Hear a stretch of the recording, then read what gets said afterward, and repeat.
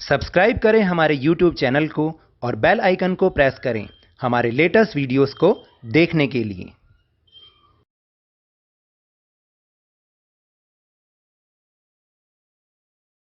Hello and welcome to Lavnish sir की class.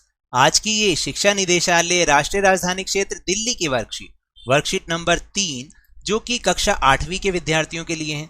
यह ली गई है सामाजिक विज्ञान के इतिहास विषय से और इसमें आज हम चर्चा कर रहे हैं यूरोपीय व्यापारियों का भारत आगमन, यानी यूरोपीय व्यापारी जब भारत आए तो आखिर क्यों आए, किस चीज से आकर्षित होकर आए, आखिर उनकी मंशा क्या थी। तो चलिए बिना समय गवाए शुरुआत करते हैं मेरे साथ और समझने की कोशिश करते हैं। 1680 के दशक तक, 1680 के दशक का मतलब 1680 से लेकर 1689 तक, 1680 के दशक तक इंग्लैंड और यूरोप में छापेदार भारतीय सूती कपड़े की जबरदस्त मांग पैदा हो चुकी थी। यानी हमारे भारत में जो कपड़ा उस पर डिज़ाइन बनते थे ना, वो छापेदार छाप के फूल पत्तियों वाले डिज़ाइन बनते थे, जिसकी और सूती कपड़ा तो वाकई बहुत उम्दा किस्म का होता था, बहुत बढ़िया क्वालिटी का होता था। उसकी ज़बरदस्त मांग इंग्लैंड और यूरोप में हो चुकी थी।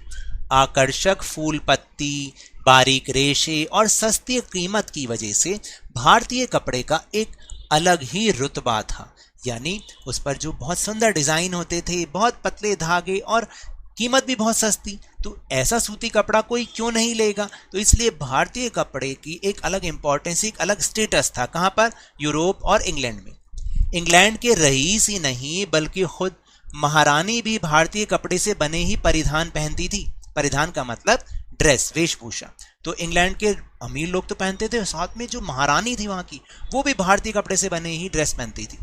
दुनिया के बाजार पर भारतीय कपड़े का दबदबा 18वीं सदी के आखिर तक बना रहा। तो बच्चों देखो, 18वीं सदी का मतलब होता है, जब भी 18वीं सदी लिखा हो तो हम बोलेंगे 1700 से 1799 तक, उसको हम बोलते हैं 18वीं सदी, यानी एक कम करके बोला करो। डच, फ्रेंच व अन्य यूरोपीय व्यापारिक कंपनियों ने इस व्यापार से बेहिसाब मुनाफा कमाया, बहुत लाभ कमाया। क्या आप बता सकते हैं कि ये मुनाफा उन्हें किस तरह से हुआ? तो चलिए अब हम इसको देखते हैं कि आखिर कैसे उनको इतना ज्यादा मुनाफा या लाभ हुआ। पिछली कक्षा में सामाजिक और राजनीतिक जीवन पुस्तक के अध्याय 8 बाजार में एक कमीज की कहानी आपने पढ़ी थी। इसमें आपने जाना कि कमीज बेचने वाले निर्यातक और व्यापारी किस तरह लाभ कमाते हैं। यानी जो कमीज बेचते हैं बाहर देशों में, उन्हें हम निर्यातक कहते हैं। आइए इसे समझने के लिए एक गतिविधि दोहराते हैं। तो संयुक्त राज्य अमेरिका के कपड़ों की एक दुकान पर बहुत सी कमीजें प्रदर्शित की गई हैं। यानी यूएस जो अमेरिका है, वहां की एक दुकान पर बहुत सारी कमीजें लगाई गई। इन कमीजों की कीमत $26 या रुपए 1200 रखी गई। यानी वहां के हिसाब से $26 और हमारे यहां से 1200 रुपए हमारे हिसाब से। दिए गए चित्र के अनुसार रिक्त स्थानों की पूर्ति कीजिए। तो अब आपके सामने एक चित्र भी बना रखा है, जिसमें आप जरा देखें उसमें क्या क्या लिखा हुआ है। क्रय मूल्य यानी कि 200 रुपए में वो खरीदी जानी है।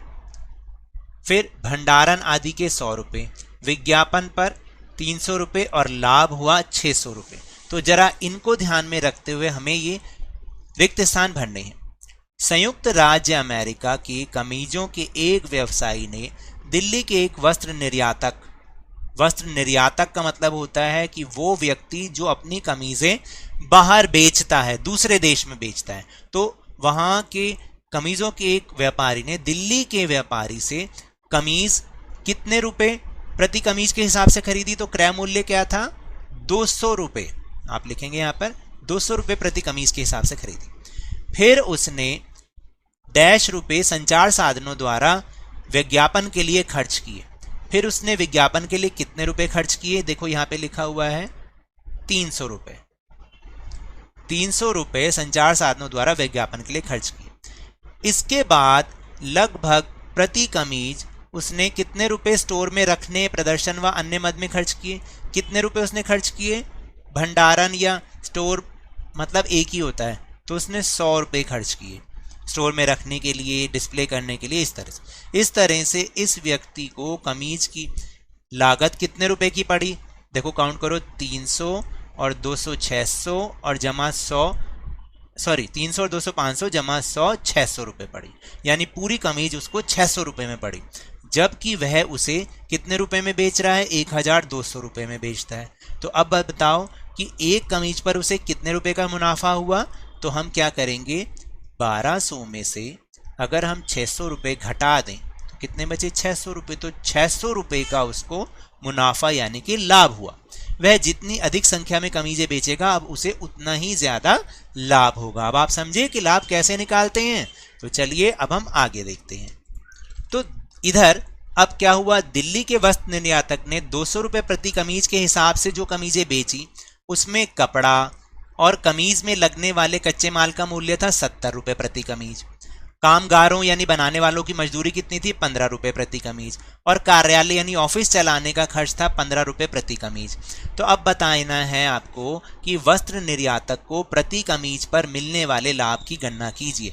तो जो वस्त्र बेचने वाला था उसको कितना लाभ हुआ? तो देखिए हम इसको कैसे कर सकते हैं कि उसने क्या किया बताइए, कि उसने 200 रुपये में अपनी कमीज बेची थी, ठीक है, तो 70 रुपये तो कच्चा माल 70 रुपये, ठीक है, मजदूरी 15 रुपये प्रति कमीज, और बाकी खर्च कितना हुआ? 15 रुपये। तो कुल खर्च कितना हुआ? कुल खर्च हो गया 100 रुपये। 15 15 30 और 70 100 रुपये। अब उसका मुनाफा कितना हुआ? उसने बेचा कितने का? 200 रुपये प्रति कमीज, और उसका कुल खर्च कितना हुआ? कुल खर्च वो हुआ 100 रुपये प्रति कमीज। तो मुनाफा कितना हुआ? मुनाफा हुआ 100 रुपये प्रति कमीज। तो ये इसका उत्तर आएगा, ठीक है। अब इसके बाद हम करते हैं प्रश्नोत्तर। 18वीं सदी के आखिर तक सूती कपड़ों के व्यापार में भारत तथा इंग्लैंड में से आयातक और निर्यातक देश को पहचानिए।